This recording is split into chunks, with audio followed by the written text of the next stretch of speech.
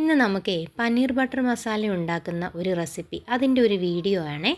അപ്പോൾ നമ്മുടെ പാൻ അടുപ്പത്ത് വെച്ചിട്ടുണ്ട്. അതിലേക്ക് ഞാനൊരു ചെറിയ പീസ് ബട്ടർ ഇട്ട് കൊടുക്കുന്നുണ്ട്. നമ്മുടെ ബട്ടർ നന്നായിട്ട് മെൽറ്റായിട്ട് വരുന്നുണ്ട്. അപ്പോൾ ഈ സമയത്ത് നമുക്ക് ഇതിലേക്ക് തന്നെ കുറച്ച് മഞ്ഞൾപ്പൊടി, കുറച്ച് മുളക് പൊടി, കുറച്ച് ഉപ്പും കൂടി ഇട്ട് നന്നായിട്ടൊന്ന് മിക്സ് ചെയ്ത് കൊടുക്കാം.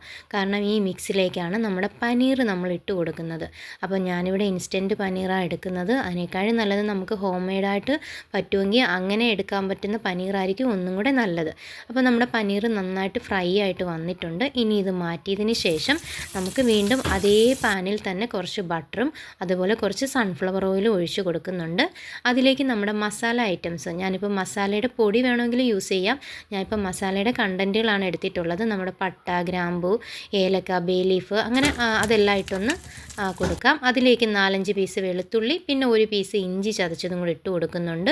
അതിലേക്ക് നമുക്ക് കാഷ്യൂനട്ട് ഇട്ട് കൊടുക്കാം. കാഷ്യൂനട്ട് നമുക്ക് വെള്ളത്തിൽ കുതിർത്തിട്ട് വേണമെങ്കിൽ ഉപയോഗിക്കാം. ഇങ്ങനെ ഇതിൽ തന്നെ ഡയറക്റ്റ് ഇട്ട് കൊടുത്തിട്ടും ഉപയോഗിക്കാം.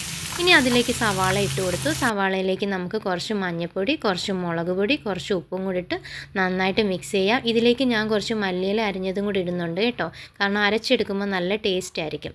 പിന്നെ അതിലേക്ക് നമുക്ക് തക്കാളിയും കൂടി ഇട്ട് ആ തക്കാളിയുടെ വെള്ളമൊക്കെ പിടിച്ചൊന്ന് സെറ്റായതിന് ശേഷം നമുക്കിത് മാറ്റി തണുത്തിട്ട് നന്നായിട്ട് അരച്ചെടുക്കണേ. ഈ അരച്ചെടുത്ത ഈ കണ്ടൻറ്റ് നമുക്ക് അതേ പാനിൽ തന്നെ ഒഴിച്ച് നമുക്ക് ആവശ്യത്തിന് വെള്ളം ഒഴിച്ച്, നമുക്ക് എങ്ങനെയാണോ കുറച്ച് ക്രീമി ആയിട്ടാണെങ്കിൽ ക്രീമി, അല്ലെങ്കിൽ കുറച്ച് ലൂസായിട്ട് ചാറൊക്കെ വേണമെങ്കിൽ അങ്ങനെ വേണമെങ്കിലും ഉപയോഗിക്കാം. ഞാനിപ്പോൾ കുറച്ച് ക്രീമി ആയിട്ടാണ് കേട്ടോ എടുത്തേക്കുന്നത്. അപ്പോൾ ഇന്നത്തെ ബ്രേക്ക്ഫാസ്റ്റ് ബ്രെഡായിരുന്നു കേട്ടോ. അപ്പോൾ ബ്രെഡിൻ്റെ കൂടെ ഈ പനീർ ബട്ടർ മസാലയായിരുന്നേ. നല്ല അടിപൊളിയായിട്ടുണ്ടായിരുന്നു. ഇത് നിങ്ങൾക്ക് കാണുമ്പോൾ തന്നെ മനസ്സിലാവും, നല്ല ക്രീമി ആയിട്ടാട്ടോ ഞാൻ ഉണ്ടാക്കിയിട്ടുണ്ടായിരുന്നത്. നമുക്ക് വേണമെങ്കിൽ ഇതിൻ്റെ കൂടെ ഫ്രഷ് ക്രീം യൂസ് ചെയ്യാം. ഞാൻ ഫ്രഷ് ക്രീം എടുത്തില്ല, കാരണം കുറച്ചധികം കാഷ്യൂനട്ട് ഉപയോഗിച്ചുകൊണ്ട് തന്നെ ഞാൻ ഫ്രഷ് ക്രീം എടുത്തിട്ടില്ല. അതുപോലെ ചെറിയൊരു മധുരവും ഉണ്ട്. കുറച്ച് സ്വീറ്റായിട്ട് വേണവർക്ക് വേണമെങ്കിൽ ഫ്രഷ് ക്രീം യൂസ് ചെയ്യാം. അപ്പോൾ ഇത് നന്നായിട്ടുണ്ടായിരുന്നു കേട്ടോ. എനിക്കിങ്ങനെ ക്രീമി ആയിട്ടിരിക്കുന്ന ഇഷ്ടമായതുകൊണ്ടാണ് ഇങ്ങനെ ഉണ്ടാക്കിയത്. അപ്പോൾ ആ ബ്രെഡിൻ്റെ ഒരു പീസും അതുപോലെ ആ ബട്ടറിൻ്റെ ഒരു ചെറിയ പീസൊക്കെ എടുത്ത് ആ ഗ്രേവിയൊക്കെ കൂട്ടി വായിൽ വെച്ചപ്പോൾ നല്ല ടേസ്റ്റായിരുന്നു കേട്ടോ.